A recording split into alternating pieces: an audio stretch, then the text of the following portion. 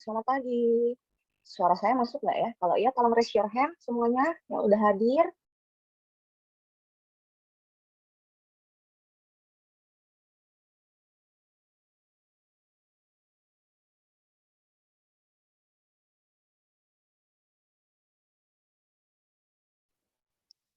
Aman ya, berarti suara saya sudah bisa didengar sama teman-teman yang lain ya. Oke, baiklah. Assalamualaikum warahmatullahi wabarakatuh. Selamat pagi menjelang siang semuanya. Perkenalkan, saya Mareta. Saya yang nanti akan banyak ngobrol dan nanya-nanya sama bintang tamu kita hari ini, narasumber kita hari ini. Ada dua, yaitu ada CEO Jarivis, yaitu Mas Gatot Wicaksono. Terima kasih Mas Gatot sudah mau meluangkan waktunya untuk ngobrol-ngobrol sama kita nanti. Lalu juga nanti akan ada Ibu Valencia Mikeranda. Beliau adalah founder dari Good for Life dan juga Rumah Harapan Indonesia. Tapi saya nggak mau ngobrol dulu kalau misalnya saya belum lihat orang-orang tuh. Maksudnya cuma baru berapa nih yang dadah-dadah ke saya nih. Yuk raise your hand lagi ya. Biar biar lebih semangat ngobrol dan sharing sessionnya gitu. Kalau perlu open cam aja nggak apa-apa. Biar kita bisa jadi banyak ngobrol dan tanya-tanya juga nantinya. Halo Mas Indra. Baik, sebelumnya saya mau jelasin dulu apa itu Jarivis, apa itu Jetox, supaya mungkin teman-teman juga banyak yang bertanya-tanya, siapa sih Jarivis? Terus kenapa kok ada Jetox terus gitu ya? Jadi Jarivis itu merupakan aplikasi yang membantu petugas lapangan. Maksudnya gimana tuh aplikasi yang bagaimana?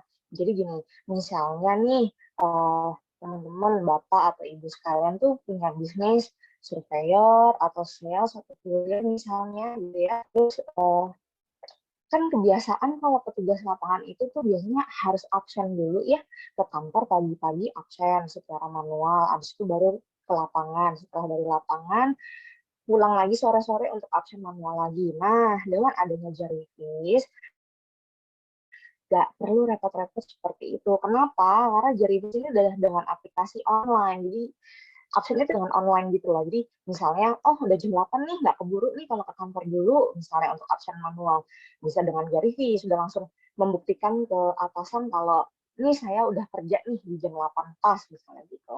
Tapi nggak cuma itu aja. Misalnya nih, biasanya kan kita tuh bikin report secara manual ya, maksudnya Excel dulu, buka laptop dulu, buka komputer dulu, dibikin reportnya, habis itu kita share secara online tadi di WA group yang kadang atasan juga kadang suka skip gitu ya, maksudnya mana nih padahal harus di slide dicari dulu misalnya gitu. Nah kalau di Jarivis nggak perlu seperti itu, tinggal masukin aja reportnya, semuanya. Nggak cuma itu yang paling canggihnya, nggak paling canggih ya, gimana ya, yang paling oke lah gitu ya, kita sebagai atasan pun juga bisa tracking bener nggak sih tim kita nih, tim teman-teman lapangan ini ke lokasi yang sudah ditentukan. Misalnya nih, oh iya Pak, Bu, saya jam 10 mau ke Blok M, mau nganter barang nih di lokasi Blok M, misalnya gitu.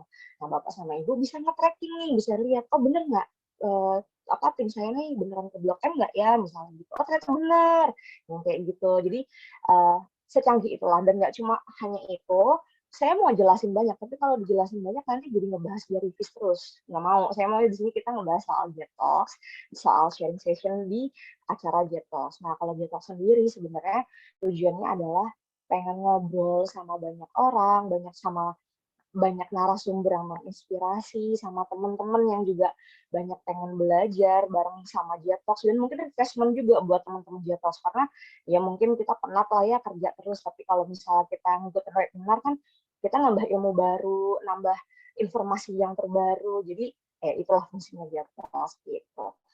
Sebelum aku banyak jelasin lagi atau banyak ngobrol lagi, aku pengen ngobrol sama Mas Gatot nih. Halo Mas Gatot, selamat pagi. Halo, pagi Mbak Ca. Apa kabar Mbak? Baik, gimana Mas? Udah sehat? Sehat, Alhamdulillah udah enakan. Ya, udah makan ya. Iya, Mas Gatot ini si om mudanya Jarivis ya. Udah nggak muda-muda juga sih Mbak sebenarnya Pak. Gak apa-apa. Tapi Mas, aku boleh nggak ya? Tadi kan aku habis Ah, jelasin soal Jarivis ya. boleh nggak sih dibantu ditambahin, atau mungkin aku tadi ada yang kurang atau ada yang harus dikoreksi dikit soal Jarivis tadi, sedikit aja. Oke, oke, thank you Mbak Ica. Halo, selamat pagi semuanya. Mau nyapa Mbak Valencia dulu. Halo Mbak, apa kabar Mbak? Selamat kenal ya Mbak. Thank you ya Mbak.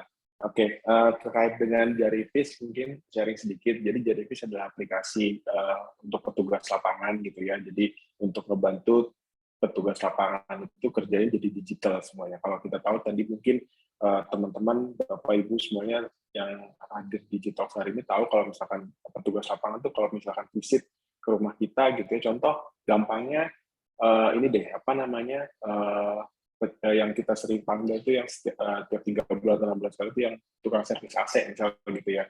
Kalau servis AC yang ke rumah itu kan kalau habis servis AC segala macam mereka masih nyatetin di kertas gitu kan ya Bapak Ibu semuanya kan yang masih nyatetin di kertas gitu kan, foto dikirim ke atasannya segala macam. Nah itu kertasnya kan laporannya itu kan orang kantor tahunya nanti setelah mereka balik ke kantor kan. Nah itu ada gap waktu di sana. Nah kita coba ada satu aplikasi dari sini yang ngebantuin mereka itu tinggal nggak usah pakai kertas, jadi tinggal input aja di aplikasi kita. Nanti mereka bisa langsung report ke atasannya ataupun ke kantor gitu. Jadi orang kantor pun langsung tahu ter-up to date lah ya bisa dibilang kayak gitu, ter-up to date prosesnya sekarang tuh sampai mana, sudah ngapain. Misal orang lapangannya si Gatot gitu ya, si Gatot ini udah ngapain aja, kemana aja, itu tahu semuanya. Gitu. Tadi yang sempat Mbak Aca sampaikan juga ada fitur untuk absensi, ada fitur untuk tracking dan monitoring, jadi kita bisa tahu teman-teman tim lapangan kita tuh ada di mana aja sekarang gitu ya. Dan strong point-nya kita adalah kita bisa create inputannya itu sendiri tanpa coding.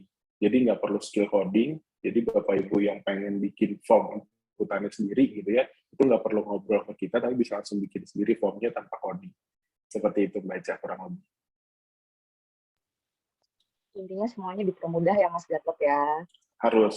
Dengan adanya teknologi harus dipermudah dong Mbak. Kalau nggak teknologi nggak bisa ngebantu kita dong berarti.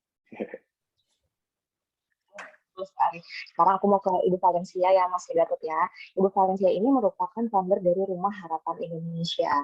Rumah Harapan Indonesia ini adalah rumah singgah untuk anak-anak usia 0-17 tahun yang sedang menjalankan pengobatan untuk penyakit yang berat tapi tidak menular.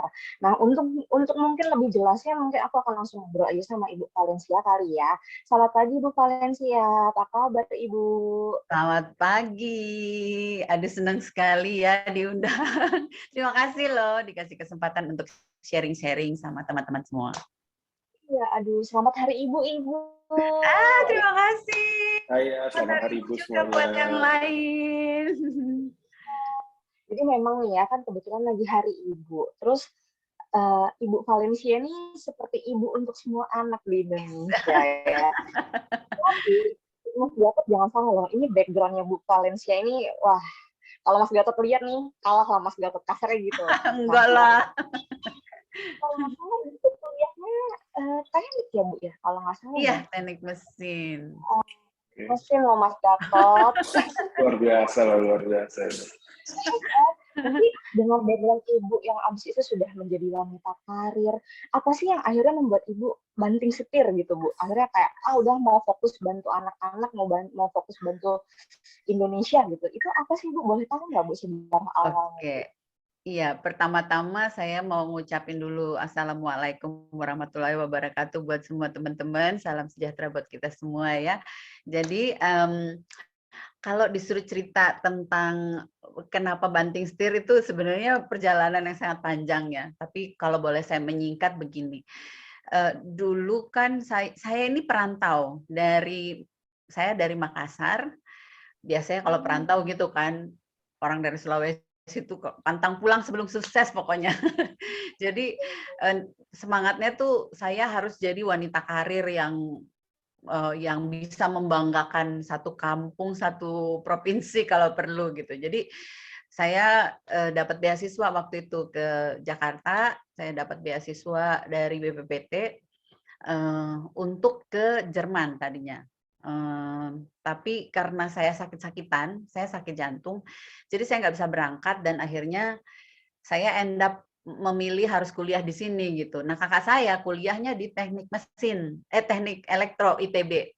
Saya nggak mau kalah, saya harus lebih hebat dari kakak saya. Jadi saya memutuskan kuliah di teknik mesin, satu-satunya perempuan dari 144 orang waktu itu. Nah, terus singkat cerita ketika saya tamat, saya kerja di bank. Pokoknya saya punya ambisi yang luar biasa. Begitu saya menikah, saya punya anak, saya dititipi anak-anak yang special needs gitu. Jadi setelah itu anak-anak saya yang pertama itu akhirnya high functioning autism, yang kedua high functioning autism, yang pertama over anxiety, ketakutan berlebihan. Jadi dia kalau ketemu orang tuh nggak bisa ketemu orang, dia muntah, buang air dan sebagainya. Dan yang ketiga itu food intolerance. Jadi tiga anak inilah yang kemudian membentuk saya menjadi perempuan yang kuat, yang nggak gampang menyerah. Kalau yang pertama itu kan diam aja, nggak berani ngomong, dan kalau ketemu orang muntah, buang air, sampai akhirnya saya kasih dia kertas untuk menulis semua yang dia mau, dia tulis, dan lama-lama dia mulai bikin cerita gitu. Saya pikir nih anak hebat banget ya, saya kasih laptop, dia mulai bikin cerita dan akhirnya jadi novel. Novel itulah yang kemudian mendapat penghargaan dari Duta Besar Amerika Serikat. Jadi novelis pertama di Indonesia yang menulis dalam bahasa Inggris, novel anak-anak umur 10 tahun waktu itu.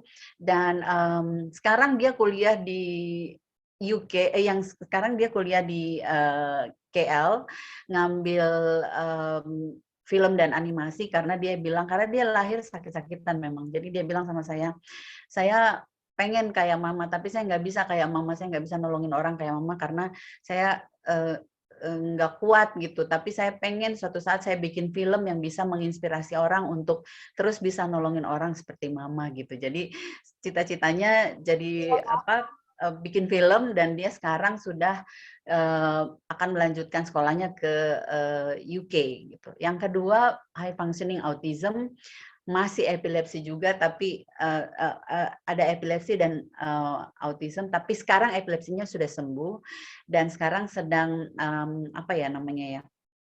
nggak bisa normal lah seperti anak normal lainnya, tapi secara fisik dia look so good gitu, maksudnya nggak terlihat kayak anak autism ya. Lalu yang terakhir sekarang dia anak baru 16 tahun tapi sudah bilang sama saya, mama pokoknya one day saya pengen jadi dokter karena saya pengen bantuin mama di Rumah Harapan, nolongin anak-anak yang sakit supaya mama nanti nggak perlu pusing-pusing lagi cari uang. Mama tugasnya cuman peluk-peluk anak-anak aja karena you have a magical hand, kata dia gitu. Karena setiap anak yang mama sentuh jadi sembuh gitu. Wah, itu so amazing. Jadi ini perjalanan sebenarnya yang membuat saya kuat itu anak-anak saya yang kemudian membuat saya ngerasa masa depan saya ini udah selesai, tapi masa depan mereka ini baru dimulai dari sekarang. Saya harus membantu orang tua yang masih struggling seperti saya dulu, supaya mereka juga bisa bantu anak-anaknya keluar dari masalah mereka dan bisa membantu mencapai tujuan penciptaan anak-anak ini. Karena kan setiap kita ini, saya pun juga diciptakan Allah itu pasti ada maksudnya gitu. Nggak mungkin Tuhan bilang, sana Gi masuk lahir ke dunia senang-senang nanti mati masuk surga, kan nggak mungkin. Setiap kita pasti punya tujuan penciptaan, dan saya pingin orang tua yang dititipi anak special needs yang sakit, yang jantungnya bocor, yang ginjalnya nggak sempurna, yang nggak punya anus dan sebagainya, semua itu butuh support yang luar biasa. Mereka nggak bisa berjuang sendiri, dan saya ingin hadir untuk itu. Jadi saya memutuskan untuk berhenti bekerja. Saya bilang sama Tuhan waktu itu 2011 ibu saya meninggal. Pada saat ibu saya meninggal tuh ibu saya nggak bawa, kayak saya melihat bahwa kita nggak bawa apapun yang kita cari di dunia ini, sesukses apapun kita nggak bawa rumah kita nggak mau bawa mobil kita nggak bawa uang kita. Yang kita bawa adalah amal dan perbuatan baik. Sampai umur segitu, itu saya ngerasa kayak, saya udah bikin apa sih sampai umur segini, kayaknya saya belum melakukan apa-apa. Jadi saya bilang sama Tuhan waktu itu, saya memutuskan untuk berhenti bekerja, saya mau kasih sisa hidup saya ini yang nggak tahu berapa tahun lagi untuk dipakai membantu anak-anak yang sakit supaya mereka bisa sembuh dan bisa meraih masa depannya kembali. Karena anak-anak ini kan masa depan bangsa. Di tangan mereka lah nasib bangsa ini dipertaruhkan. Saya masa depannya sudah selesai, tapi masa depan mereka baru akan dimulai gitu. Jadi saya bisa memberikan kontribusi saya buat bangsa ini melalui anak-anak yang sakit ini, karena bukan tidak mungkin salah satu dari mereka ini akan menjadi calon pemimpin bangsa ini, kita kan nggak pernah tahu gitu. Jadi saya memilih untuk membantu mereka supaya one day ketika mereka besar nanti mereka akan menjadi orang-orang yang bermanfaat, punya karakter yang mulia karena sejak kecil mereka sudah menerima di dalam dirinya sudah ditanamkan nilai-nilai kebaikan yang mulia gitu. Jadi itu awal sampai akhirnya saya memutuskan untuk berhenti bekerja dan akhirnya mendirikan Rumah Harapan Indonesia sampai sekarang gitu. Ya, Ibu ternyata hebat banget ya, background ceritanya. Wah, saya paham sih, maksudnya kita sesama manusia pasti kan berpikirnya, jadi ada kepikiran, aku nggak mau kamu sesusah kayak aku dulu, kasar gitu. Jadi aku mau mau bantuin banyak orang supaya saya pernah loh kayak begitu. Jadi pasti kalau kamu gabung sama kita bisa nyari solusi bareng, nggak perlu stres-stres sendiri, kasarnya gitu ya. Ada teman berbagi juga untuk para orang tua ya, Bu ya. Nah, aku pengen ke Mas Gatot bentar ya, Bu ya. Mas Gatot, Ibu Valencia ini kan ada background dan alasan tersendiri yang akhirnya beliau memutuskan mau membantu orang, mau mendirikan Rumah Harapan Indonesia. Nah, kalau Mas Gatot sendiri, apa sih background Mas Gatot sampai sejarahnya tuh sampai mau Jarivis, mau bangun Jarivis, mau gedein Jarivis, mau nyenengin orang, segala macamnya itu. Boleh cerita sedikit nggak, Mas? Oke, thank you Mbak pertanyaannya. Background-nya sebenarnya sama sih, intinya pengen bantu orang juga gitu ya. Kenapa saya lebih kayak mungkin tagline-nya juga sama gitu kayak di sini nih, making Indonesian Field Workers go digital gitu. Dreams-nya saya adalah mungkin cerita dari awal tuh di Indonesia ini walaupun semuanya sekarang udah banyak serba digital gitu ya, online segala macam, tapi tetap menurut saya nggak akan bisa lepas sama yang namanya ada kontak fisik yang orang itu datang ke rumah gitu. Contohnya, ya kita mungkin belanja udah lewat Tokopedia, lewat Shopee, dan lain-lain lah gitu kan. Ibu-ibu pasti lebih jago lah belanja-belanja kayak gitu. Eca, paling lebih jago lah pasti kan. Yang di yang di app chat banyak gitu ya Bu ya, tapi belum di check out gitu. Bener-bener. Nah, itu kan proses itu pun akan walaupun kita nggak keluar rumah gitu ya dengan kondisi kayak gini, tetap ada ya proses pengantaran gitu kan ya Bapak Ibu sekalian ya Mbak Eca ya. Ada proses pengantaran delivery yang dari mungkin dari penjualnya ke warehouse-nya baru ke rumahnya kita. Itu ada beberapa step sebetulnya kan yang panjang gitu kan, dan itu melibatkan beberapa pihak gitu, dan mereka itu adalah orang lapangan gitu. Dan mereka adalah orang lapangan. Contoh lainnya lagi adalah warung-warung yang ada di sekitaran rumah kita tuh mungkin Bu Valencia, Mbak Eca dan teman-teman sekalian pernah melihat suka ada sales yang main ke warung gitu kan, nawarin minuman gitu kan atau rokok segala macam. Itu masih banyak loh ternyata berdasarkan hasil riset saya gitu ya, kecil-kecilan mereka tuh tetap masih maunya tuh yang dikunjungin sama si sales buat beli langsung gitu, nggak mau yang beli ke grosir gede segala macam, nggak mau. Mereka maunya ya udah kalau mau kesini, kalau nggak produk yang lain aja, mau kok mereka kesini gitu. Nah itu yang membuat saya mikir gimana caranya ngebantuin di level mereka supaya mereka tuh jadi digital, karena banyak sekarang kita digaung-gaungkan transformasi digital gitu ya, tapi yang ditransformasikan itu untuk segmen-segmen tertentu aja nih gitu, kayak commerce gitu ya, sekarang udah banyak gitu kan proses penjualan, pembelian semuanya memang sudah lewat online, semuanya lewat aplikasi, lewat website segala macam gitu ya. Tapi untuk teman-teman yang di lapangan ini kok masih banyak nih yang yang masih melakukan pekerjaan itu secara manual gitu kan, teman-teman teknisi, teman-teman sales, teman-teman surveyor. Bayangin surveyor kartu kredit deh gitu. Mereka mesti bawa aplikannya itu kita mesti ngisi berapa banyak gitu kan ya. Itu kan PR banget. Bayangin kalau mereka lagi naik motor terus kehujanan, datanya hilang semua kan, berarti kan mereka udah nggak dapat leads, udah nggak dapat duit mereka dari situ. Padahal fee-nya mereka adalah dari aplikan yang disubmit itu gitu kan. Itu kan kasihan sebenarnya teman-teman yang seperti itu. Nah, berangkat dari situ, dreams-nya saya adalah bikin Jarifish dengan harga yang bisa dibilang murah gitu lah ya, karena apa namanya, nggak perlu investasi di sisi server, nggak perlu investasi di orang IT segala macam, karena bisa bikin formnya sendiri langsung. Apa namanya itu, customer kita bisa langsung create sendiri gitu ya, formnya langsung tanpa coding. Nah, itu supaya kita bisa ngebantuin teman-teman di lapangan tadi gitu baca. Intinya memang semuanya itu berawal dari pengen ngebantu orang untuk menyederhanakan hidup ya Mas Gatot ya. Maksudnya Betul, kalau betul. ada yang sederhana, kenapa harus yang ribet? Walaupun banyak orang yang masih berpikir ada yang repot, kenapa harus Kenapa yang harus simpel? ribet? Iya, makanya masih banyak yang pengen ribet. Tapi ya Bu Valencia, tadi Ibu tuh sempat mention katanya di tahun 2011 itu titik yang membuat Ibu pengen membantu orang. Bener nggak tuh Ya, Bu, 2011? Nah, tapi 2011. saya pengen tahu deh, dari 2011 sampai sekarang udah berapa sih Rumah Harapan Indonesia ini berdirinya, udah di mana aja sih? Ya, dari 2011 itu sebenarnya bukan Rumah Harapan dulu. Jadi aku bikin 2009 Blood for Life. Lalu ibu saya meninggal 2011. Lalu saya memutuskan untuk berhenti bekerja. Saya mulai fokus melayani di Blood for Life.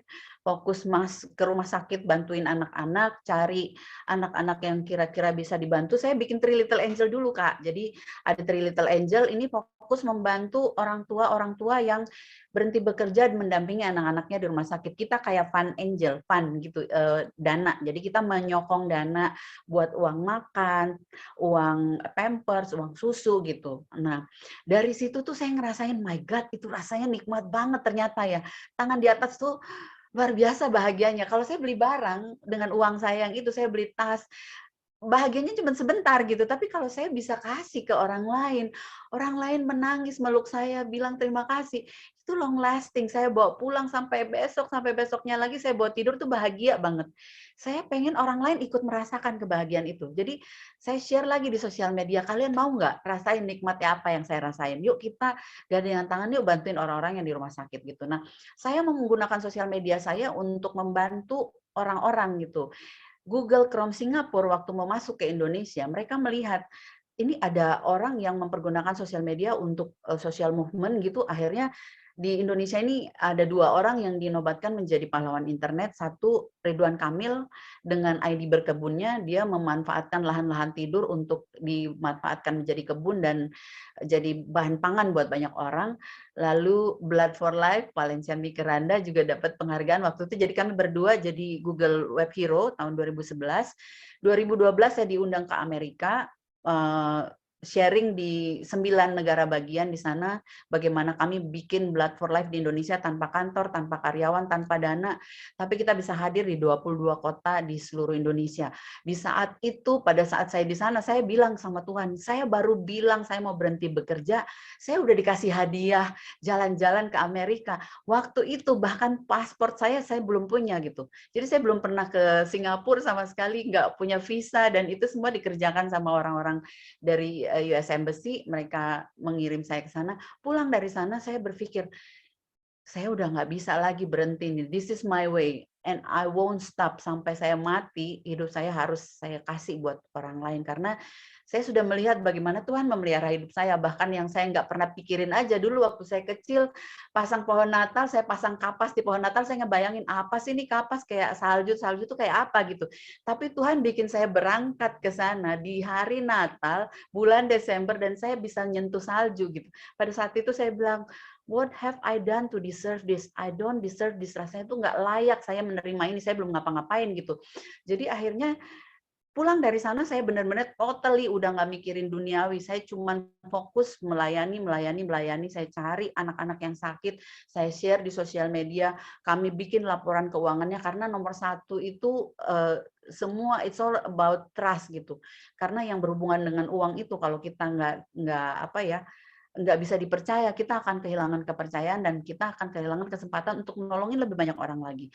Jadi itu betul-betul kami lakukan dengan sangat fokus, dengan sangat accountable dan kredibel, sampai akhirnya lahirlah yang pertama di Tebet itu tahun 2014, Kak. 2014.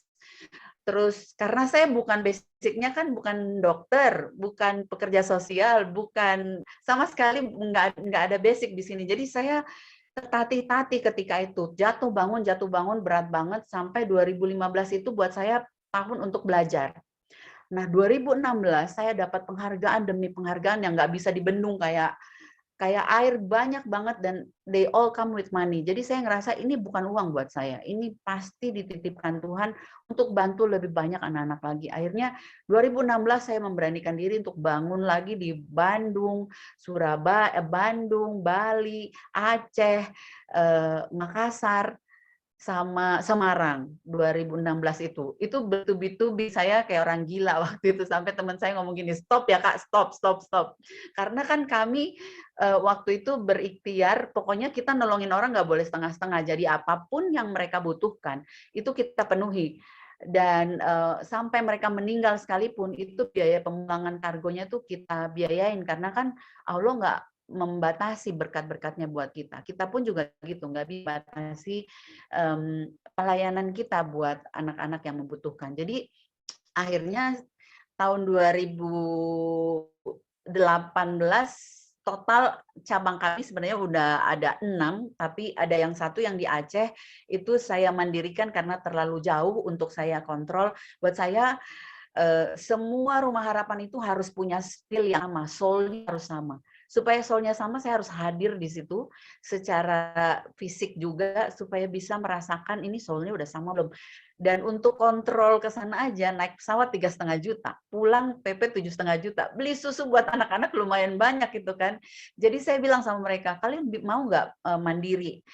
Semua aset kita kasih, semua manajemennya kita kasih, kita support. Tapi secara finansial kalian bisa nggak mandiri? Mereka bilang siap Kak, kami bisa gitu. Akhirnya Aceh kami lepas. Sekarang ada 5 cabang di seluruh Indonesia, dan insya Allah nih tahun ke-7, sekarang ini tahun ke-7, kami berencana untuk membuka lagi 2 cabang lagi di Surabaya dan Medan supaya lengkap 7 cabang di 7 kota di tahun ke-7 begitu. Wah, banyak ya Bu ternyata ya. Iya. Jadi kalau saya gitu ya, satu aja tuh susah Ya, gitu. Maksudnya satu aja tuh banget. nggak gampang, nggak mudah gitu. Terus ini dalam 7 tahun ya, udah mau 7 tahun, mau ke-7 atau let's say udah 8 sebenarnya. Cuma yang Aceh Ya, kan ya, let's say Aceh sudah udah mandiri. ya. Tapi sebelum dia mandiri tetap ibu yang berdiriin, Ya. bantuin gitu kan. Jadi ya saya tahu itu pasti perjuangannya ada darah, air mata. Air mata, banyak air mata pasti. Tapi kalau misalnya dari Rumah Harapan Indonesia, cabangnya sudah let's say 8 ya, sudah hampir 8. Volunteernya sudah banyak banget Oh, ya, Bu ya. ya. Boleh tahu nggak sih buat kamu sudah berapa sih volunteernya? Volunteer sendiri di tiap cabang beda-beda ya. Kalau di Jakarta sendiri kami punya volunteer sekitar 30-an. Rata-rata sekitar 10 sampai 30 orang volunteernya. Cuma di masa pandemi ini, karena pandemi jadi kita memutuskan untuk membatasi orang keluar masuk ke Rumah Harapan. Jadi nggak terlalu banyak. Kalau Rumah Harapan itu paling banyak pengurus tuh biasanya 2, volunteer pengurus ada 2. Jadi totalnya biasanya 4 aja gitu. Dulu hampir semuanya volunteer karena kan kita pengennya memberi kesempatan buat orang, nolongin orang, nggak harus dalam bentuk uang, kita bisa memberikan tenaga, kontribusi, dan sebagainya. Nah, kendalanya nih kalau orang nggak digaji, Kak. Kalau orang nggak digaji tuh, ya nggak ada tanggung jawab. Maksudnya kalau gue sempet, gue datang. Kalau nggak sempet, ya sorry, karena gue ada kerjaan yang lain, kayak gitu-gitu. Jadi akhirnya banyak yang terbengkalai, terutama di sisi finansial. Terus dulu yang pegang sosial media juga nggak ada orangnya. Padahal kan nggak semua donatur bisa datang ke Rumah Harapan. Kita harus memberitahu apa yang sudah kita lakukan di Rumah Harapan dan orang nggak bisa lihat gitu. Jadi akhirnya saya memutuskan untuk tetap harus ada orang yang di-hire secara profesional. Jadi ada yang digaji. Nah, yang pertama kami hire itu finance manager karena finance ini yang memegang kunci kan. Jadi dia yang kemudian membuat kita laporan keuangan kita itu diposting di website, di sosial media kita, terus ada tim sosmed juga yang kemudian membuat Instagram kita dan semua tools untuk kita menceritakan tentang Rumah Harapan Indonesia ini bisa jadi lebih nyaman untuk dilihat gitu. Jadi total pengurus yang di Rumah Harapan ada 14 dari 5 cabang. Sisanya volunteer semua. Ada banyak sekali volunteer-volunteer yang nggak mau digaji, Kak. Amazingly begitu. Ada satu volunteer di Makassar tuh, waktu itu pandemi, dia di PHK dari Telkomsel. Dirumahkan gitu istilahnya. Terus aku tanya, Kak mau nggak Kak kita hire aja di Rumah Harapan? Terus dia ngomong gini, nggak, saya nggak mau. Justru saya yang harus kasih uang ke Rumah Harapan. Saya nggak mau makan gaji dari donasi. Kak biarin Kak, saya masih bisa cari uang dari tempat lain. Allah pasti bukain jalan.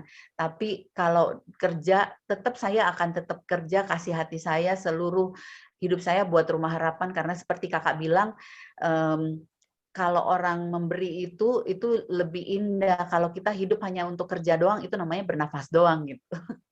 Jadi sampai sekarang banyak banget volunteer-volunteer yang nggak mau digaji. Tapi iya sih Bu, maksud saya gini, saya dulu sempat ikut Yayasan Cinta Anak Bangsa Bu, ide volunteer. Itu aja saya nangis terus kalau ke sana, karena saya tuh anaknya agak sensitif ya, maksudnya ngeliat anak kecil. Iya, itu kalau waktu itu saya pernah tahun baruan sama mereka di Darmais, ya Rumah Sakit Kanker Darmais. Saya tuh nangis karena mereka tuh ada yang bikin gambar, cita-citanya mereka adalah jadi pilot, terus ajak papa mama terbang. Sedangkan kita tahu mungkin belum bisa seperti itu. Iya. Wah, gitu ya. Nah, saya mikir gimana ibu, gimana para volunteer yang lain di situ, dan aduh ibu Kak boleh sih berbagi cerita. Mungkin ada yang bikin ibu terenyuh gitu pas lagi kumpul-kumpul.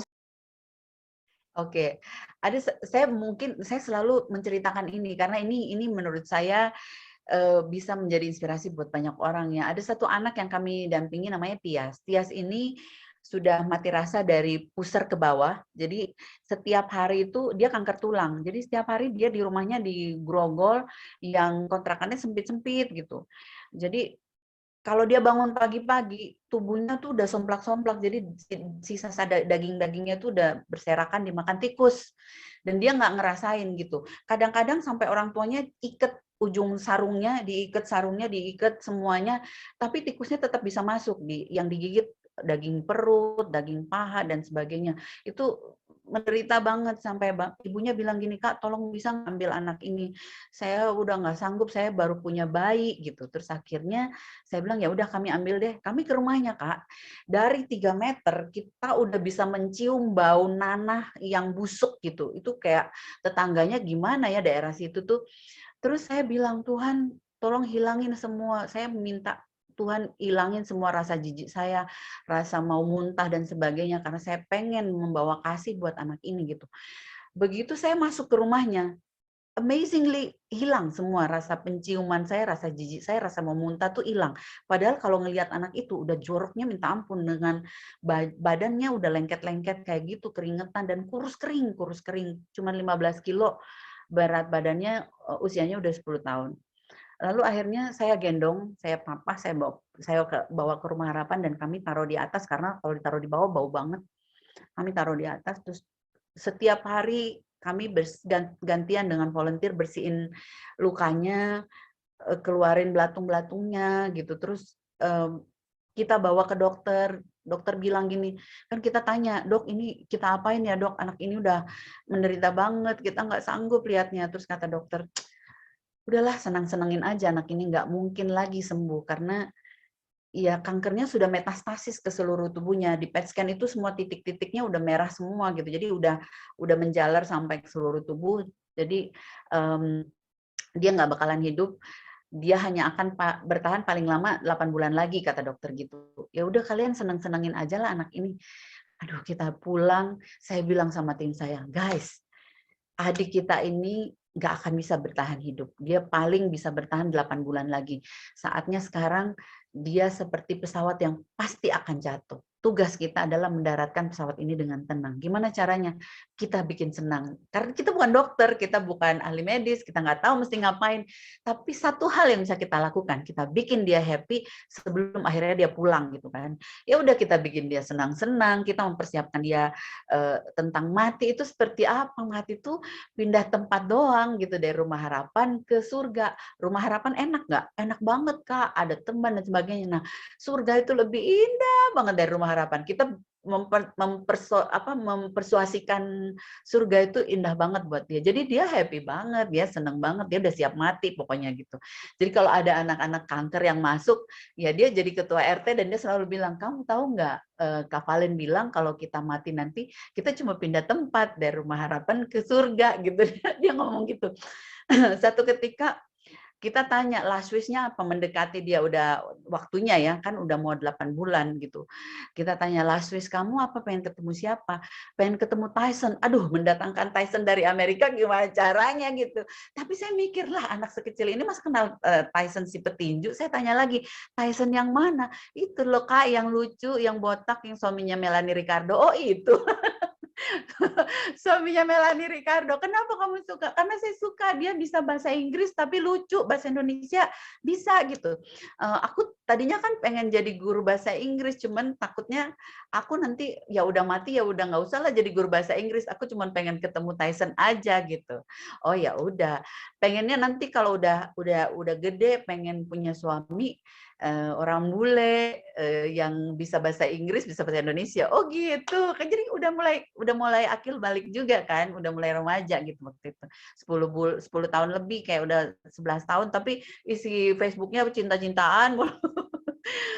Terus akhirnya kami telepon kan, aku kebetulan pernah di featuring sama Antv di acara Perempuan Hebat. Jadi aku telepon anak-anak Antv, mau nggak bantuin aku untuk mewujudkan last wish-nya anakku, apa tuh ketemu Tyson katanya gitu. Ya udah, sip, kita bikin Kak. Akhirnya mereka bawa Dating with Tyson di Pulau Kayangan. Satu hari tuh mereka bikin dan divideoin gitu, dibikin di YouTube.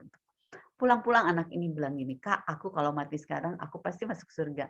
Kenapa emang? Udah ketemu bebek, kata dia. Seneng banget, udah ketemu bebek gitu. Mungkin dia disayang-sayang sama Tyson tuh orangnya penyayang kan gitu. Jadi waktu selesai, singkat cerita 8 bulan ini udah waktunya dia makin bengkak. Jadi dari 15 kilo udah 31 kilo gitu. Aduh, saya udah takut juga nih. Jangan-jangan kita bikin anak ini bengkak sebelum meninggal gitu kan. Kami bawalah ke MRCCC. Kita PET scan lagi sekali lagi. Habis PET scan tuh dokternya sampai gemeteran gitu ngeliat hasilnya. Kalian apain anak ini? Waduh, aku langsung takut kan, kita apain ya? Kita nggak apa-apain. Terus aku bilang, nggak diapa-apain dok, emang kenapa dok? Terus kata dokternya, lihat aja sendiri.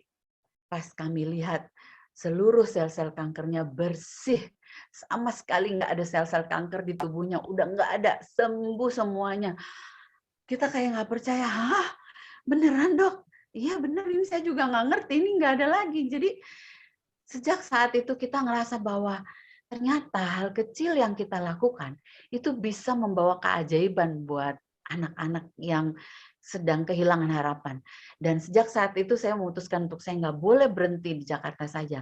Saya harus bawa harapan-harapan baru ini buat anak-anak di seluruh kota-kota besar di seluruh Indonesia. Supaya nggak ada lagi anak-anak yang tidak bisa ditolong karena nggak punya uang. Karena kan BPJS ada, bisa membayar biaya rumah sakit, tapi BPJS nggak menyediakan tempat tinggal, transportasi, makan, dan sebagainya, pampers, dan obat-obatan.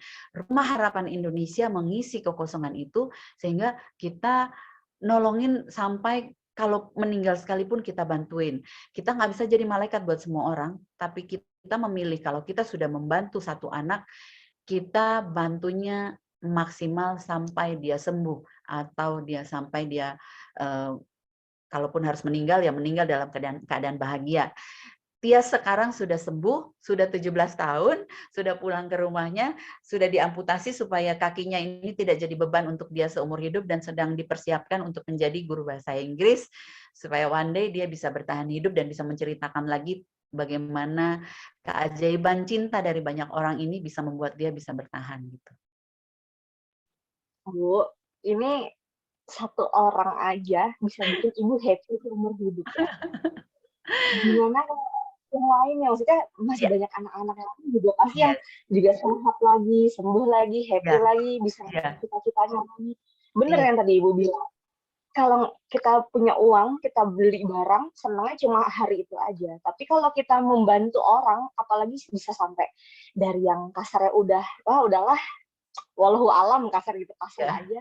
Sampai sekarang udah mau jadi guru juga, guru bahasa Inggris itu juga pasti bahagianya sangat lasting sih. Iya. Saya paham.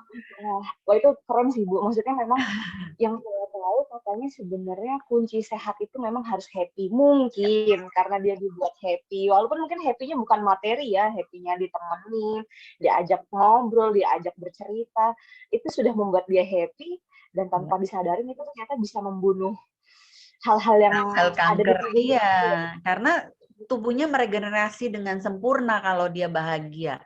Jadi serotonin yang ada di otak itu dilepaskan dengan maksimal dan itu akan membantu membunuh sel-sel yang tidak seharusnya hadir di dalam tubuhnya kan. Jadi dia merespon pengobatan juga dengan baik, terus semuanya. Jadi energi positif yang dia terima setiap hari itu direspon tubuhnya sebagai sesuatu yang bisa mengalahkan sel-sel kanker yang nggak layak ada di sana gitu. Dan kami berjalan setiap hari from a miracle to another miracle gitu. Jadi kayak kita tuh lihat anak-anak yang datang dengan matanya udah berdarah-darah, hidungnya berdarah, telinga berdarah gitu, udah nggak mungkin hidup tapi kemudian hidup lagi, itu amazingly beautiful gitu buat saya. Dan saya udah berkali-kali ngerasa saya beruntung dikasih kesempatan untuk memilih jalan ini gitu. Berkali-kali saya diajakin partai untuk bergabung, katanya alasannya, waduh saya punya uang banyak Mbak, tapi saya nggak punya waktu untuk yang begini-begini. Nggak apa-apa deh saya biayain, saya danain kampanyenya, biar Mbak bisa duduk di DPR menyuarakan suara saya daripada saya diwakili sama orang-orang yang nggak jelas juntrungannya menurut dia gitu. Tapi saya bilang sama Bapak itu, Pak, saya nggak punya kompetensi di politik. Jadi saya mohon maaf banget karena sampai saya nanti pulang, insya Allah saya memilih jalur independen supaya tidak ada tidak ada yang menjadi beban buat langkah saya ke depan gitu. Kalau misalnya ibu jadi orang DPR, nanti anak-anaknya kangen sama ibu, karena ibu sibuk, ya kan? Enggak. Insya Allah enggak. Itu juga Bu, mungkin kalau saya lihat itu karena si Tias tadi sudah menerima kenyataan bahwa ya dia nggak akan lama gitu ya. Iya, Karena dia sudah bisa betul. dia menjalani hidupnya, dia menikmati hidupnya, dia happy. Ternyata dibuat sama Tuhan, eh Sembuh. kamu bisa bisa menerima tantangan, bisa menjalani hidup dengan maksudnya menikmati dan bersyukur, ya Iya, malah dikasih betul. lebih akhirnya sama Setuju Tuhan itu, ya setuju jadinya. banget. Jadi mau mood kita ini mau dimanapun ya, di pekerjaan atau dimanapun, kalau kita kemerungsung atau kita nggak menerima kenyataan, selalu mengeluh, complaining itu yang jadi beban di pundak kita yang membuat pekerjaan jadi sulit banget dijalanin gitu. Tapi sebaliknya kalau kita bersyukur masih punya pekerjaan, orang lain setengah mati luntang-lantung bawa lamaran ke sana kemari nggak kerja gitu kan. Kalau kita melihat dari sisi itu, kita bisa bersyukur bahwa sampai sekarang kita masih bekerja. Syukur kalau misalnya dikasih target, syukur berarti kita mau naik level, karena kalau orang lain nggak dikasih target berarti dianggap nggak sanggup kan, kayak gitu-gitu loh. Cara kita melihat semua masalah itu harus dilihat dari sisi yang positif supaya kita jadi bebannya jadi nggak berat dan kita langkah lebih mudah gitu, kayak yang kami lakukan di Rumah Harapan pun begitu. Kita nggak melihat anak-anak ini sebagai beban, kita melihat mereka sebagai kesempatan untuk kita merasakan nikmatnya berbagi. Jadi bukan kita yang nolongin mereka, actually they are helping us. to feel good by doing good things, to make our life meaningful to live for gitu. Karena kan hidup ini sebenarnya sejatinya kita tuh harus saling tolong menolong, harus bermanfaat buat orang lain. Seperti saya bilang tadi, bukan lahir ke dunia senang-senang nanti mati masuk surga, kan nggak kayak gitu. Allah mau kita hidupnya bermanfaat. Dan gimana caranya bermanfaat? Nih gue kasih orang nih buat lu bantuin supaya hidup lu bermanfaat. Kita nggak mau nolong gitu. Enak aja nolongin, gue juga susah gitu kan. Jadi ya susah karena mindset hidup kita susah. Akhirnya kita benar-benar susah gitu. Tapi kalau mindset kita berkelimpahan, saya gelasnya penuh gitu. Saya bahkan gitu, kadang-kadang saya merasa gelas saya penuh gitu. Saya mau berbagi, ternyata yang terjadi justru gelas saya yang diisi sama mereka sampai penuh gitu. Ya, intinya adalah sebenarnya memang mereka yang bikin kita bahagia. Terus di saat kita bersama bikin mereka bahagia, kita ngerasa kayak, wah, nggak sebanding sama kebahagiaan yang kalian kasih ke kita, kayak gitu ya, Bu. Iya. Aku balik dulu ke Mas Gatot. Mas Gatot, tadi kan Bu Valencia tuh cerita kalau Rumah Harapan Indonesia itu udah hampir, let's say, 8 cabang. Nah, kalau misalnya Jarivis nih udah ngebantu berapa banyak orang, maksudnya berapa kota sih untuk Jarivis membantu banyak tim lapangan? Oke, kalau tadi keren banget ceritanya sih Bu Valencia. Apa namanya, banyak miracle lah Bu kejadiannya Bu ya, day by day-nya gitu ya Bu ya. Oke, kalau terkait dengan Jarivis sendiri, kita sekarang itu sudah dipakai 1.000 lebih ya kalau nggak salah ya sama teman-teman tugas lapangan. Itu dari Sumatera, Jawa sampai ke Kalimantan itu sudah ada. Yang belum memang ke Indonesia bagian timur ya, karena apa namanya, kita belum punya partner juga di sana, terus juga akses ke sana juga ada repot gitu, jadi makanya kita belum di Indonesia Timur sih gitu baca. Oh, berarti sekarang memang pengen melebarkan sayap ke Indonesia Timur ya, berarti sambil cari-cari ada partner nggak ya yang bisa bantuin Jarivis melebarkan sayap ke Indonesia Timur ya. Tapi aku boleh tahu, kalau dari mapping pelanggannya Jarivis itu banyak kan di Jawa atau di mana sih Mas? Maksudnya kota apa aja sih kalau boleh tahu? Oke, kalau di Pulau Jawa tuh rata-rata hampir semua kota udah ada gitu ya. Terus kalau di Sumatera itu bagian selatan, Lampung, Palembang, segala macam itu udah ada. Kalimantan Tengah, Kalimantan Timur, Kalimantan Utara itu udah ada. Bali udah ada, NTT juga sudah ada. Oh, oke. Nah, kalau tadi kan Bu Valencia tuh udah sharing ya, momen terenaknya dia membantu seseorang. Nah, kalau Mas Gatot sendiri, aku pengen tahu pengalaman pribadi Mas Gatot, apakah pas lagi di bisnis membantu orang atau kayak ada yang nggak ngerti cara memakai aplikasi, terus Mas Gatot ngajarin dia jadi happy, Mas juga ikutan happy, atau gimana? Boleh cerita sedikit nggak, Mas? Oke.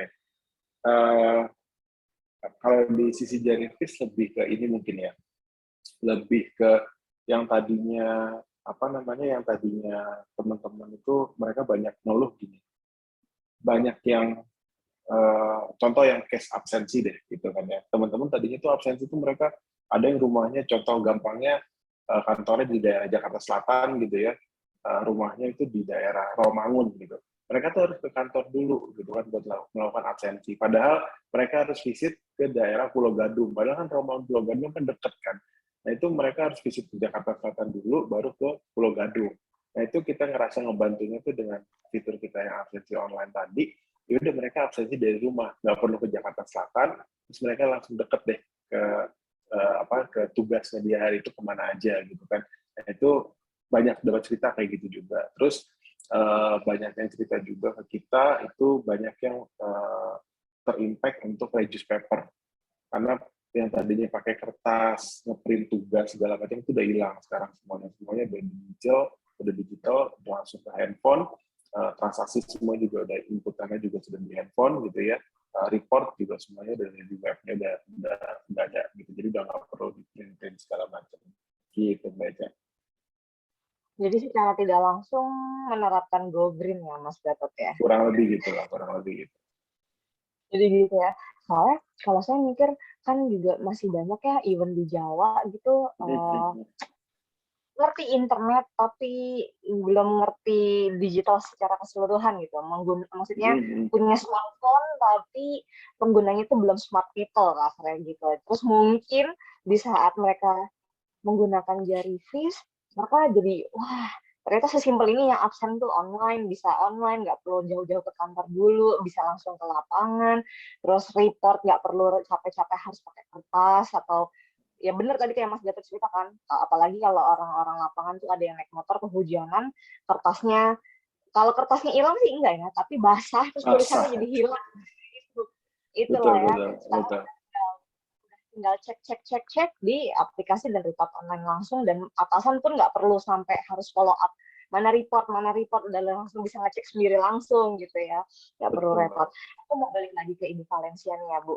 Bu Valencia, aku boleh tahu nggak sih total berapa orang atau berapa anak yang udah dibantu dari tahun 2011 sampai sekarang sih? Kalau Rumah Harapan Indonesia itu total sudah 1.148 anak yang ada di Rumah Harapan, dan ada adik dampingan. Jadi kita ada adik dampingan dan adik binaan. Kalau adik dampingan ini itu 1.148 anak. Kalau adik binaan mereka adalah adik-adik dari keluarga sangat tidak mampu yang tinggal di kota tersebut tapi punya rumah gitu.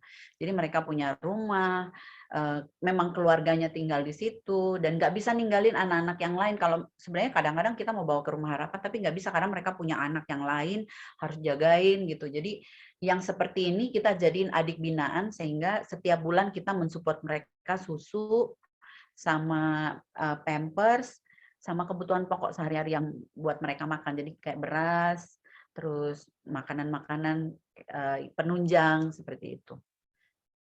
Jadi kalau yang adik binaan totalnya ada di Jakarta sendiri ada 21 anak, di tiap cabang masih kecil-kecil baru ada 22 setiap cabang gitu.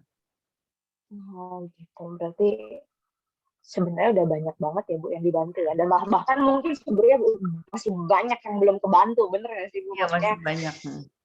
belum reach out lah kasarnya gitu. Tapi biasanya mereka tuh datang sendiri ya Bu ya ke ke Rumah Harapan ini? Enggak, biasanya kalau dulu kami yang bergerilya ke rumah sakit kita menyasar di selasar rumah sakit, di tempat parkir, di pangkalan ojek. Mereka biasanya tidur di situ karena mereka nggak punya tempat tinggal dan nggak, kalau pulang lagi ke kampungnya itu udah nggak punya uang kan, jadi mereka tinggal di situ. Nah kita selasar daerah-daerah itu, lalu kita bantu, kita bawa ke Rumah Harapan. Tapi kalau sekarang Rumah Harapan Indonesia ini alhamdulillah udah dikenal, udah terkenal dan udah kredibel gitu ya. Jadi udah di verified oleh rumah sakit sehingga setiap kali ada pasien yang memang sangat membutuhkan, mereka akan membuat filter duluan mana nih pasien yang kira-kira layak untuk dibantu, lalu mereka akan kasih ke Rumah Harapan Indonesia datanya dan kami akan melakukan verifikasi lagi karena kan yang namanya gratis itu semua orang pengen bilang mereka tuh nggak punya, semuanya menjadi tiba-tiba merasa nggak punya uang, nggak punya tempat tinggal dan sebagainya gitu. Dan kita memverifikasi itu supaya amanah yang dititipkan ke Rumah Harapan itu benar-benar kita salurkan ke orang yang tepat. Jangan sampai masih punya rumah di kampung, rumahnya ternyata bagus tapi ngakunya bilangnya nggak punya duit gitu kan. Karena kan sekali lagi kalau kami nggak bisa jadi malaikat buat semua orang, tapi ketika kita sudah bawa ke Rumah Harapan, kita perlakukan mereka seperti keluarga. Bahkan ada yang waktu itu kita bantu, kita bawa karena dia nggak punya uang dan kita coba carikan solusi, nggak bisa kalau dia naik kendaraan umum karena takut kejang di jalan. Jadi kami anterin pulang, bawa oksigen, sampai ke rumahnya, kita lihat rumahnya udah mau roboh, rapuh gitu, terus akhirnya kami urusin ke Habitat gitu, kita minta tolong ke Habitat dan akhirnya rumahnya dibangun. Jadi yang kayak gitu-gitu kita nolongnya nggak cuman setengah-setengah, benar-benar kita maksimalkan supaya setelah sembuh anak ini bisa melanjutkan hidupnya dengan nyaman gitu. Ternyata ya itu ya, pilu ya Bu ya. Ya maksudnya ternyata rumahnya beneran bobrok lah kasarnya gitu, beneran tidak memungkinkan untuk ditinggali gitu ya, tapi tetap dibantu Indonesia. Dan memang awalnya mungkin Rumah Harapan Indonesia yang mencari, sekarang jadinya malah mereka yang sudah diverifikasi atau udah dicek dulu sama rumah rumah sakit betul. yang udah kontak Rumah Harapan Indonesia ya. Iya. Nah Bu, sekarang aku pengen tahu nih Bu, keringat darahnya, titik terendahnya ngejalanin kegiatan sosial ini tuh apa sih Bu? Boleh diceritain sedikit nggak nih? Air mata darah sih sebenarnya. Cari duit itu kan nggak gampang ya, apalagi mencari uang untuk orang lain gitu. Kayak kadang-kadang sampai ke titik, aduh capek banget ya Allah, udahlah mau berhenti aja gitu. Tapi selalu ada aja caranya Allah untuk membalikan saya ke panggilan hidup saya gitu. Tiba-tiba ada anak yang datang meluk-meluk, kapalen gitu, rasanya langsung, aku nggak boleh berhenti nih, kasihan adik-adik ini gimana gitu, kayak gitu-gitu. Terus kalau misalnya saya udah rasanya lelah banget, tiba-tiba ada DM dari salah satu mama yang udah pulang, Kak Valen terima kasih ya, sekarang Dede udah bisa ngaji, dulu duduk aja nggak bisa. Aduh itu rasanya kayak mau nangis gitu. Oh my God, udah aku nggak boleh berhenti. Aku langsung kayak minta ampun sama Tuhan, aku minta ampun yang kayak gini-gini kok aku nyerah gitu, padahal mereka udah berjuang sampai segitunya, terus aku nyerah nggak boleh gitu. Jadi ya udah, terus aku semangat lagi gitu. Nah, tadi nanya apa ya? Kok tiba-tiba blank sih aku? Saking serunya ya ceritanya ya Bu, titik terendah menjalani Oh kegiatan iya, sosial ini. sebenarnya ya dari semua kegiatan sosial, mungkin semua orang akan bilang dana itu yang paling bikin berdarah-darah. Tapi buat saya sangat percaya, terlalu percaya bahwa dana itu Allah yang sediain ya. Jadi buat saya itu saya kesampingkan dulu, karena yang paling berat buat saya justru kehilangan anak-anak. Karena yang datang ini kan anak-anak yang sudah paliatif, yang banyak yang udah hampir meninggal gitu, yang kita bantuin, kita sayangin dengan penuh kasih sayang. Pokoknya kita benar-benar perlakukan mereka seperti keluarga. Dan tiba-tiba satu saat tahu-tahu akhirnya anak itu meninggal. Waduh itu emotionally corrupted banget, dan itu sering banget terjadi. Jadi kayak emosi negatif itu yang drain our energy too much gitu. Kayak oh my God meninggal lagi. Kayak sedih banget gitu. Atau ada anak yang datang dengan kondisi matanya keluar, kepalanya besar, itu dadanya rasanya oh my God gitu. Bisa nggak ya hidup anak ini kayak gitu-gitu. Jadi itu yang berat sekali, kayak apalagi kemarin pandemi. Pandemi itu ada satu momen di mana satu cabang semua kena COVID dan 23 diantaranya parah. Saya sampai gemeteran, saya bilang, Tuhan mati kalau sampai mereka meninggal itu saya yang bersalah, saya ngumpulin mereka di satu tempat gitu. Tapi alhamdulillah mereka semua bisa sembuh, cuman ada satu anak yang nggak bisa bertahan dan akhirnya meninggal gitu. Itu yang sangat berat. Yang kedua, berdarah-darahnya pada saat ditinggalin volunteer. Itu kayak ditinggal pacar. Kayak patah hati gitu rasanya. Karena buat saya, teamwork ini kayak keluarga buat saya. Mereka itu saya anggap adik-adik saya semua gitu. Kalau di Rumah Harapan kita kan manggilnya kakak adik supaya lebih akrab gitu. Kakak, bahkan orang tuanya justru kita panggil mama, mereka manggil kakak. Jadi kita pengen ngajarin ke semua orang bahwa bahkan ibunya yang cuman mungkin dari kampung, tapi kita menghargai mereka, kita manggil mereka mama gitu. Mereka manggil kita kakak gitu. Nah, kalau kehilangan tim itu rasanya sedih banget, dan saya nggak bantu mereka terus kan. Mereka juga harus mengejar cita-cita. Kalau di Rumah Harapan nggak ada jenjang karir gitu. Jadi ya udah, kalau udah kehilangan mereka saya patah hati berhari-hari, bisa nangis gitu. Apa salah saya Tuhan, kenapa saya harus ditinggal gitu, rasanya melo-melo gitu, apalagi perempuan kan. Nah itu. Nah yang ketiga yaitu balik lagi tadi kan, pertama kalau anak-anak meninggal, yang kedua volunteer, berdarah, yang ketiga itu kalau dana nggak ada. Nah memang ini yang ketiga, biar bagaimanapun suka tidak suka itu kan kita bisa bertahan hidup hanya karena donasi. Kalau perusahaan mereka menghasilkan uang, kalau kita ngabis-ngabisin uang gitu. Jadi begitu masuk ke masa pandemi ini, dana kami tinggal 18% donasinya. Dan untungnya kami punya dana darurat yang kita sisihkan dari 2017 untuk kita bertahan hidup ketika nanti ada saat dimana orang udah berhenti untuk donasi. Dan kejadian ternyata 2020 pandemi, orang nggak donasi, akhirnya kita bertahan dari dana darurat ini sampai akhir tahun 2020 masih aman karena yang jatuh tempo cuman 1 rumah singgah. Tahun 2021 4 rumah singgah sekaligus jatuh tempo, total dana yang dibutuhkan 500 juta. Saya juga pikirnya karena masih ada dana darurat gitu, santai-santai gitu. Begitu tim finance saya minta tolong otorisasi untuk bayar sewa rumah Semarang, DP-nya doang 10 juta. Tiba-tiba dia bilang, Kak, nggak bisa diotorisasi. Kenapa? Insufficient fund, Kak, nggak ada dana. Serius? Masa 10 juta doang nggak ada? Emang dana kita tinggal berapa? Pas saya buka, Kak, tinggal 9.700.000. Ini yayasan segede ini, 5 cabang, dananya, uangnya di BCA kami itu tinggal 9.700.000. Panik nggak? Panik lah. Stres, aku langsung main TikTok. Enggak deh. Langsung panik banget. Aduh, gimana ini ya Allah. Waktu itu akhirnya saya kepikiran, bulan Oktober itu aku akan ulang tahun. Jadi saya bikinlah campaign Run for Charity, di mana saya akan berlari 100 km dalam 1 bulan, dan saya mengajak semua orang untuk menggantikan kado ulang tahun yang biasanya mereka kasih dalam bentuk kue, bunga, dan sebagainya, itu jadi donasi ke linkkitabisa.com. Waktu itu saya memberanikan diri bikin kado ulang tahun 100 juta buat sewa rumah singgah gitu.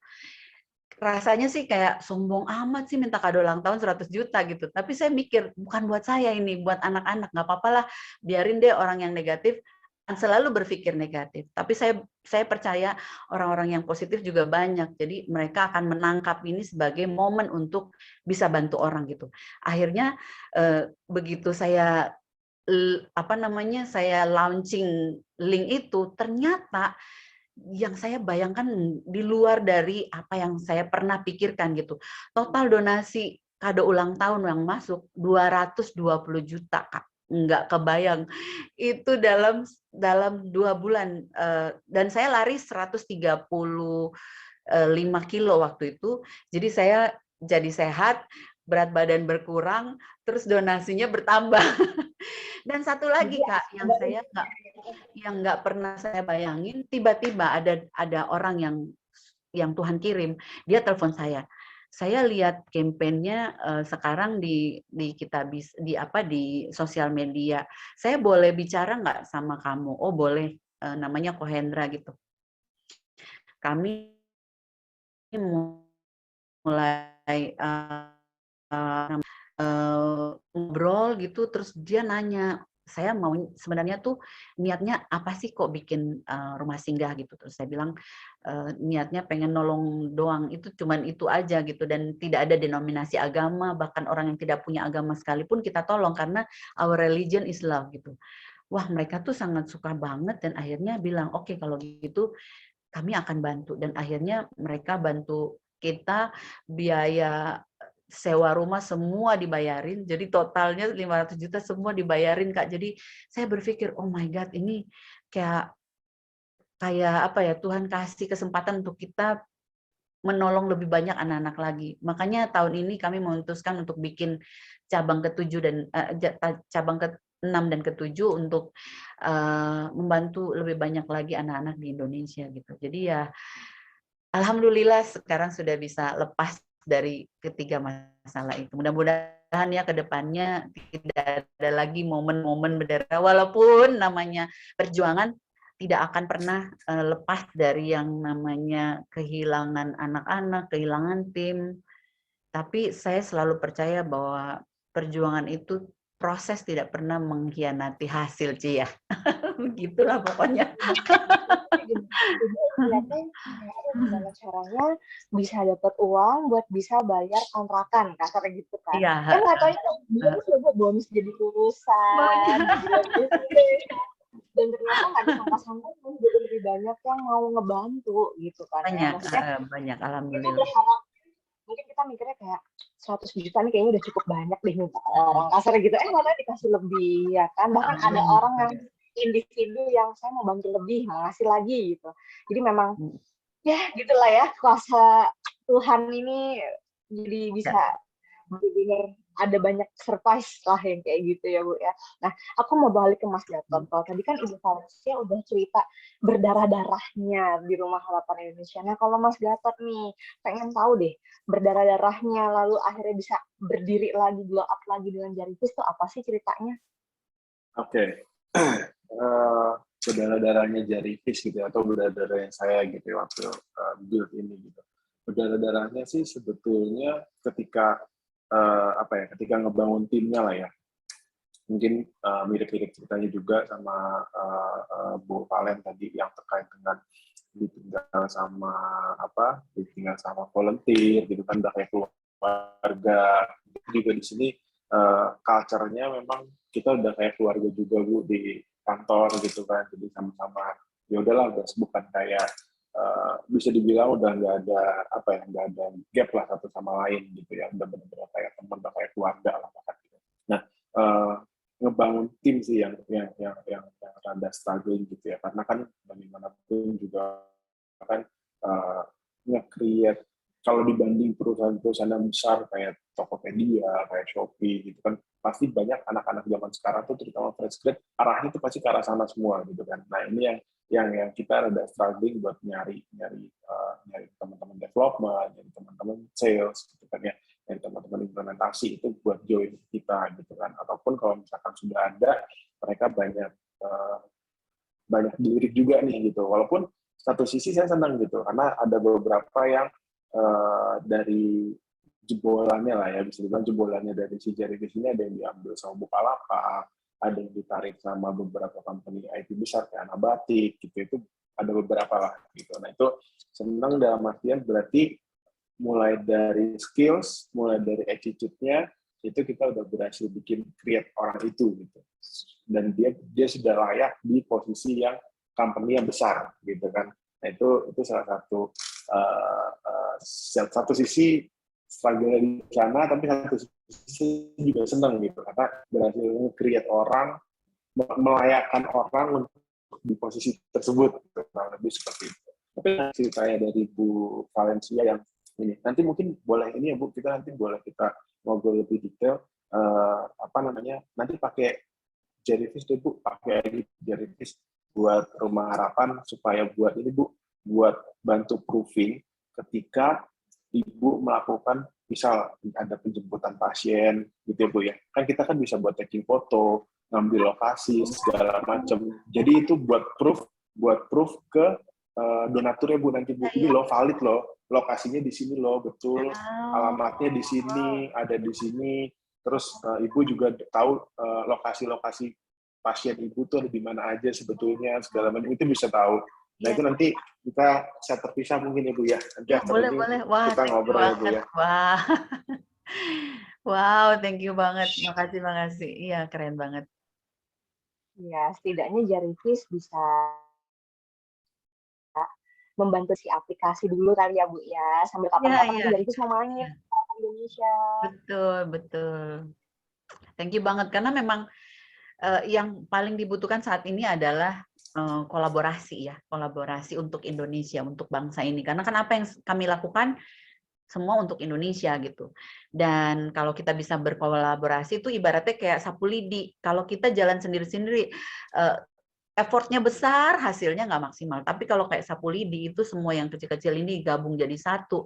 Effortnya sekali doang, tapi hasilnya bisa maksimal untuk Indonesia. Betul, setuju Bu, setuju.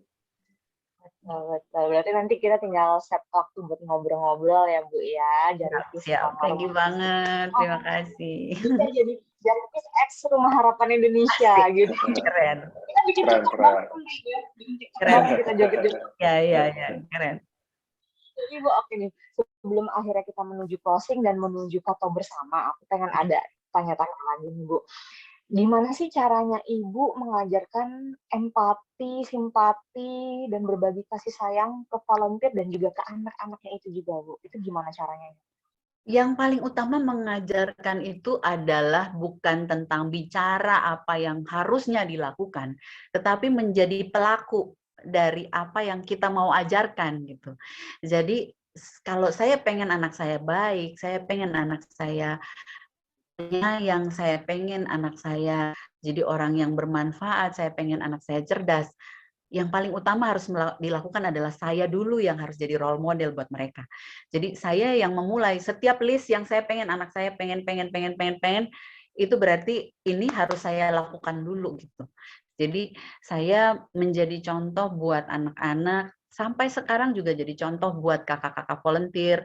Saya kasih lihat betapa saya benar-benar tulus, nggak ada hidden agenda di balik setiap kegiatan saya, karena saya benar-benar melakukan ini untuk Tuhan. Saya pingin menyenangkan hati Tuhan. Saya pingin Tuhan bangga pernah menciptakan saya gitu. Jadi kalau saya pulang nanti Tuhan tersenyum menunggu saya di pintu gitu, di pintu rumahnya gitu. Saya berharap seperti itu. Jadi saya nggak nyasar ke rumah sebelah yang panas dan sebagainya gitu ya.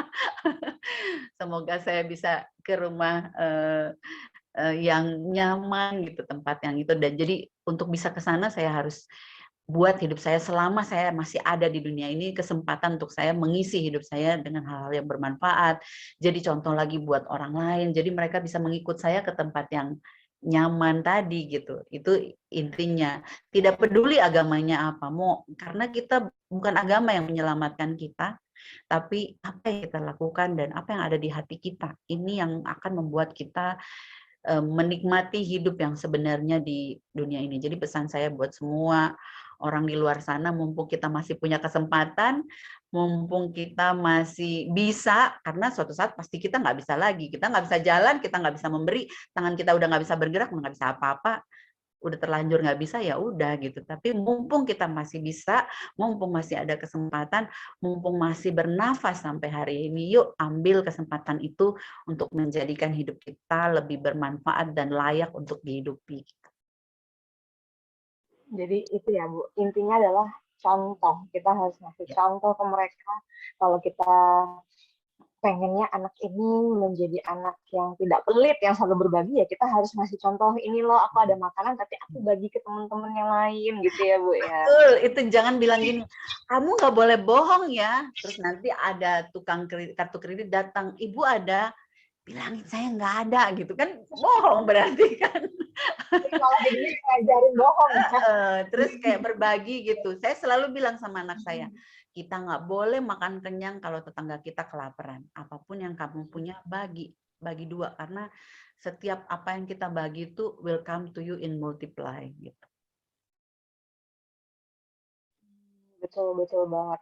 Dan Ibu, berarti anak-anak Ibu juga punya jiwa sosial tinggi kayak Ibu gini ya? Alhamdulillah. Ya. Aku mungkin tidak setangguh Mama, tapi aku pengen bikin film yang bisa menginspirasi banyak anak dan banyak orang gitu ya, berbagi-bagi gitu. Ya bagus lah ya Bu. Tadi yang anak bungsu ya tadi katanya mau jadi dokter. Ya, sampai sekarang yang anak saya yang bungsu tadinya saya sekolahin di Dian Harapan, tapi dia cari sekolah yang paling banyak menghasilkan lulusan terbaik masuk ke kedokteran, dan dia menemukan itu adanya di Penabur 1. Jadi dia belajar keras dan dia minta dipindahkan sekolahnya. Sekarang dia sekolah di Penabur 1 dan dia bilang sama saya, one day aku pengen jadi dokter ahli jantung karena kebetulan saya sakit jantung. Aku pengen jadi dokter ahli jantung supaya aku bisa nolongin mama, jadi mama bisa selamat, hidupnya panjang umur, bisa nolongin banyak orang. Tapi mama nanti nggak usah cari uang, aku aja yang cari uang.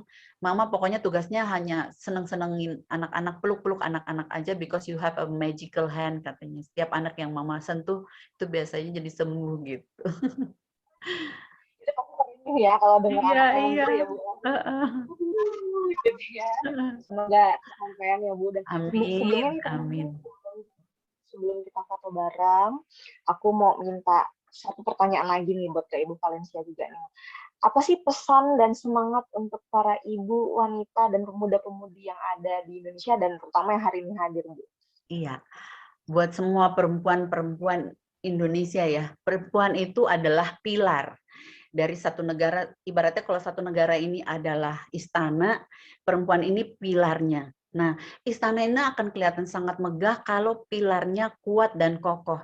So, jadilah perempuan yang kuat dan kokoh. Gimana caranya? Satu, perempuan itu harus punya penghasilan, mandiri secara finansial. Bukan berarti harus kerja dari kantor, enggak harus. Saya di rumah tapi saya punya penghasilan.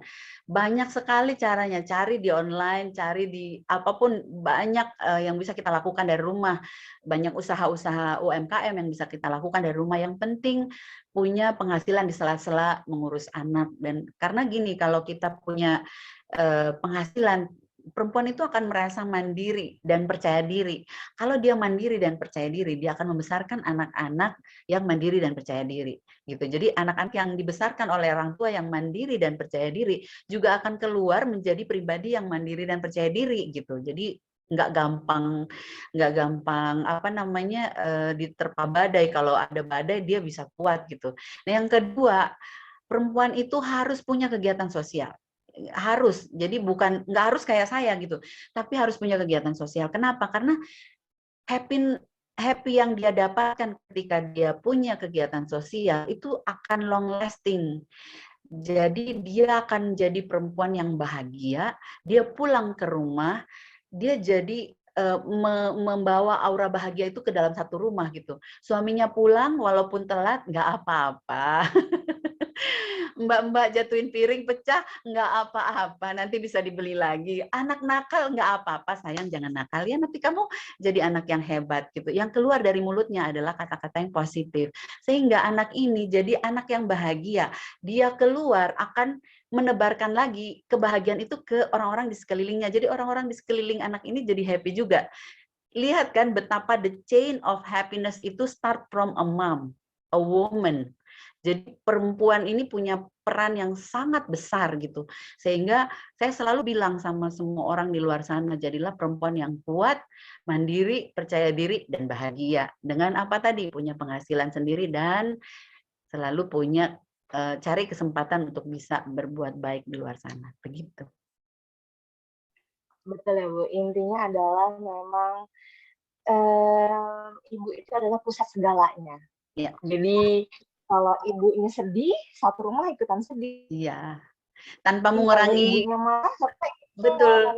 Tanpa mengurangi peran bapak ya. Bapak ini kan atap rumah tangga. Kalau tiang-tiang doang nggak ada atapnya kan juga nggak mungkin, nggak bakalan bisa jadi sana gitu ya. Begitu.